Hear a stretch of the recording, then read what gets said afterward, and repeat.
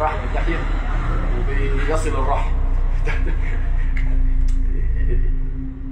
شخصيتين عكس بعض، انا مش معايا في الموضوع ده. حكايتنا النهاردة عن واحد كان عايش بوشين، وش قدام الناس ملاك، ووش تاني شيطان على هيئة بشر بينصب ويقتل بدم بارد. الراجل اللي بيشغل قرآن على طول في شقته ويكتب بوستات دينية على الفيس، لكن لما نيجي نشوف مسرح الجريمة هنلاقي حاجة تانية خالص.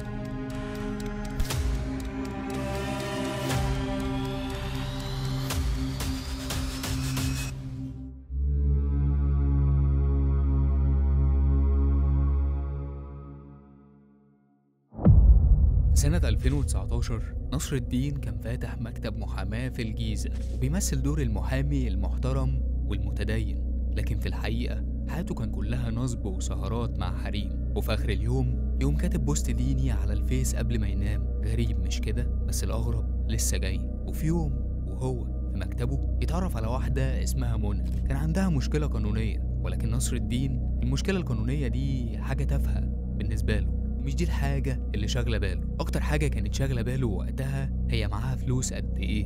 في الأول حاول ينصب عليها، بس لما لقى الموضوع صعب ومش عارف يضحك عليها قرر يجيلها في سكة تانية. عرض عليها الجواز، بس طبعا جواز عرفي. منى كانت شايفة إنه راجل محترم ومحامي، قالت لنفسها يعني هيحميني ويساعدني، وللأسف وافقت تتجوز منه. وفي نفس الوقت كان نصر الدين فاتح مكتب محاماة تاني في اسكندرية، وكان باين قدام الناس كلها إنه شغال 24 ساعة ومش ملاحق من كتر الشغل أو من كتر الجرايم. وبعد أقل من سنة على جوازهم قرر يسيب الجيزة تماما وينقل حياته كلها لاسكندرية. ومع مرور الوقت منى بدأت تكتشف حقيقته، بدأت تشوف تصرفاته الغريبة، وشافت إزاي بينصب على الناس وبيعيش حياة كلها كذب في كذب. ومن يومها والمشاكل بتزيد بينه وبين منى، وطبعا بدأت تواجهه بحقيقته، بس بدل ما يعترف أو يحاول يصلح من نفسه قرر يتخلص منها نهائيا. المهم نصر الدين موقفش عند جريمة القتل، لا ده بدأ يرتب لكل حاجة بمنتهى الهدوء. كان عنده أكتر من شقة وكان مستمر يدفع إيجارهم حتى وهم مقفولين، وده كان غريب جدا. وطبعا هو ما كانش بيدفع على الفاضي، ده كان بيخطط يحط جثة منى في واحدة منهم، بس علشان الخطة تمشي زي ما هو عايز كان لازم الشقة دي تكون في الدور الأرضي.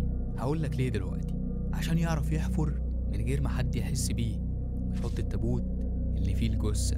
تابوت، أيوة زي ما سمعت. بعد ما قتل منى وحدد الشقة اللي هيحط فيها الجثة، كان أول خطوة خدها إنه طلب من نجار يعمل له تابوت. وبمجرد ما التابوت ده خلص أخده على الشقة اللي اختارها، غسل الجثة وكأنها ميتة موتة عادية وحطها في التابوت بمنتهى الهدوء، وكان حافر لحفرة كبيرة تكفي التابوت. وبعد ما دفنها شغل قرآن في الشقة كلها وكمل حياته كأن مفيش أي حاجة. راح يصلي وكتب بوست ديني على الفيس زي ما متعود. لا وكمان أكل أكلة حلوة، وركز على الحتة دي عشان هنجيلها في الآخر. بس أنا متأكد إنها مش أول مرة ليه، واحد زي ده أكيد قتل قبل كده، وممكن يكون لسه في جثث تانية مدفونة ومحدش يعرف عنها أي حاجة. كل يوم الصبح نصر الدين بيصحى ويفطر ويشرب شاي، وبعدها ينزل على المحكمة، مش عشان شغله، لا ده عشان يدور على حد ينصب عليه. وفي يوم وهو في المحكمة لمح المهندس محمد إبراهيم. المهندس محمد ده كان راجل عايش حياته كلها برا مصر، عنده فلوس وعنده أملاك، وكان جاي المحكمة عشان يبيع بيت من بيوته. المهم نصر الدين أول ما شافه كأنه شم ريحة الفلوس من بعيد، راح له بكل ثقة وبدأ يلعب عليه الدور اللي حافظه.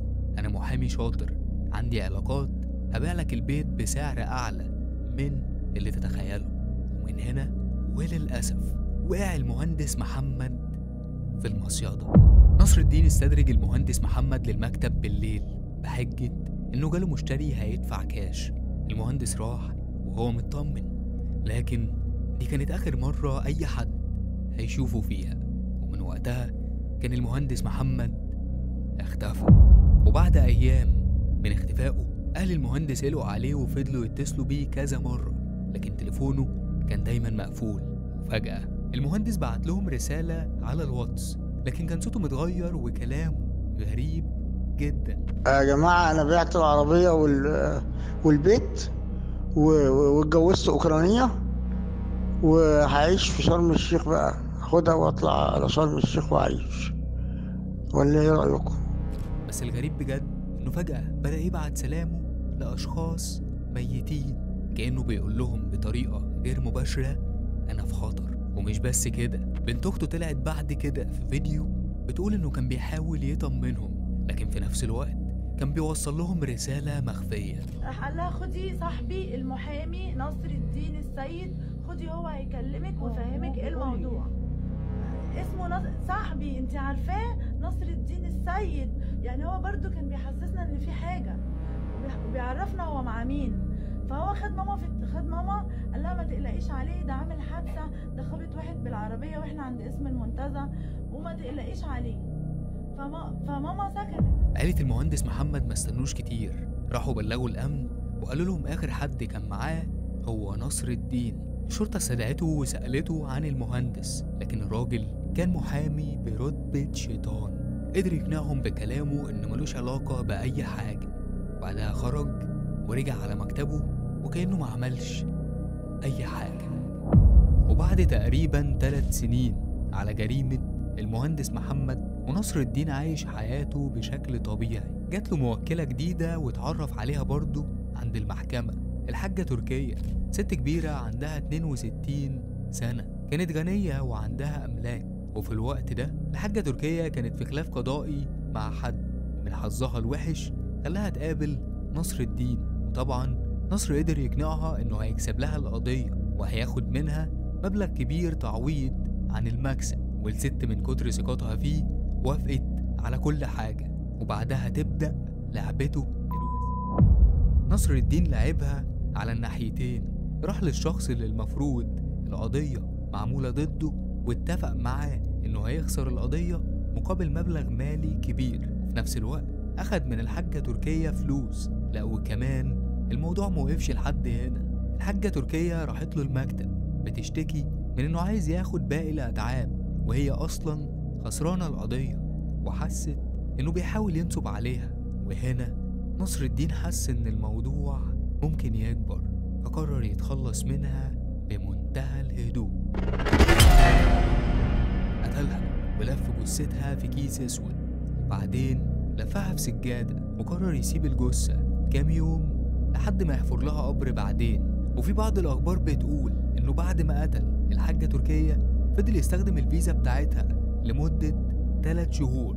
وطبعا في الوقت ده أهلها كانوا بيدوروا عليها، ولما كلموه أنكر إنه يعرف أي حاجة عن اختفائها.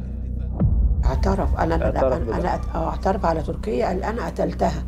تركيا اكيد طبعا رايحه له برجليها، يعني حد موديها لغايه عنده. وفي فجر يوم الجمعه 7 فبراير 2025 كان نصر الدين مقعد واحده معاه في الشقه، هي وابنها، وكان مفهمها ان في اوضه في الشقه فيها حاجات مهمه وانها ما ينفعش تيجي جنب الاوضه دي نهائي. لكن الفضول دايما بيغلب، والست اللي كانت معاه في البيت ما قدرتش تمنع نفسها، فبدل ما تبلغ الشرطة اتصلت بكام حد من اصحابها وقالت لهم يجوا على الشقة عشان يعرفوا ايه اللي موجود في الأوضة دي. وبعد ما اصحابها وصلوا الساعة كانت 3 بالليل، وطبيعي ان يكون فيه هدوء، لكن صوت خناقهم مع نصر كان عالي جدا. وهنا يجي دور شخص من الجيران. الشخص ده كان لسه جاي من بره يسمع صوت دوشة وخناق، ويقرر انه لازم يعرف ايه اللي بيحصل، فقرر يروح يخبط على الباب، واللي فتح له كان نصر. وبعدها قال له انه عايز يعرف ايه اللي بيحصل. ولما دخل الشقة لقى 2 ستات و2 رجالة غير نصر موجودين. واحدة من الستات قالت له الناس دي موجودة عشان ياخدوني من هنا، الراجل ده مش عايز يمشيني، وفي أوضة جوه هو قافلها بقفل واحنا شاكين ان فيها حاجة غلط. بعدها فالجار ده قال له طيب احنا عايزين نفتح الأوضة دي دلوقتي. نصر قال له مفيش مشكلة، وبعدها جاب له مفاتيح مش بتفتح أصلا، واضطروا بعد كده يجيبوا مفك. وبعد ما فتحوا الأوضة اللي لقوه كان غريب، بلاط متخلع من الأرض الأرض وحفر وشوية رمل وكراسي، اللي جه في دماغهم إنه بيحفر عشان آثار أو كده. فالجار سأله وقال له أنت حافر كده ليه؟ ورد نصر عليه بإنه بيعمل إصلاحات في الكهرباء. بعدها على طول الجار ده كلم صاحب الشقة، ولما صاحب الشقة جه وشاف اللي بيحصل قرر إنه يبلغ المباحث على طول. ومفيش 5 دقايق كانت المباحث وصلت وتحفظوا على كل اللي كانوا موجودين في الشقة. وبعدها بيوم المباحث كانت قدرت توصل لواحد صاحبه اسمه بسيوني حجاج، اتقبض عليه في قرية بوادو بمركز كفر الدوار في البحيرة. ده غير كمان انهم لقوا عنده فيديوهات وصور بتثبت ان في علاقة قوية بينه وبين نصر الدين سفاح المعمورة. بسيوني ده كان بيلعبها صح، كان بيقرض الناس فلوس بفوايد، وكان مغطي كل ده بستار ديني وشغل تجاري، من بره حاجة ومن جوه حاجة تانية خالص. بس علشان يضمن حقه كان بيجبر اللي يستلف منه يكتب شيكات على بياض بمبالغ كبيرة جدا. بس تخيل كده، مين اللي كان بيساعده في كل ده؟